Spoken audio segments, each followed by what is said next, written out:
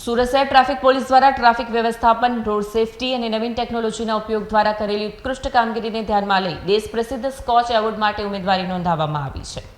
સુરત શહેર traffic police દ્વારા smart traffic system, અકસ્માત નિવારણ માટેના અભિયાન, ટ્રાફિક નિયમોના કડક અમલ તેમજ લોકોમાં માર્ગ સલામતી અંગે જાગૃતિ લાવવાના વિવિધ કાર્યક્રમો હાથ ધરવામાં આવ્યા છે.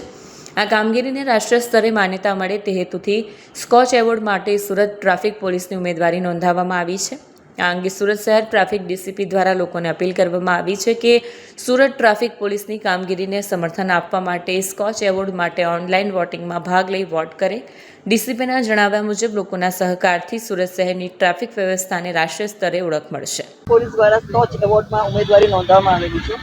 સ્કોચ એવોર્ડ એક એવો એવોર્ડ છે કે જેમાં ભારત દેશમાંથી જે સરકારી ક્ષેત્રમાં કામ કરતા હોય, જે તમામ સરકારી વિભાગો છે પોતાની સારી કામગીરી એમાં ઉમેદવારી માટે નોંધાવતા હોય છે.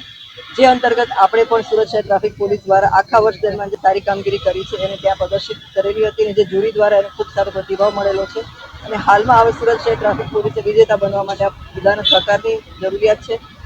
આ જે લિંક છે 4 તારીખથી 6 તારીખ સુધી આ લિંક ખુલ્લી રહેનાર છે.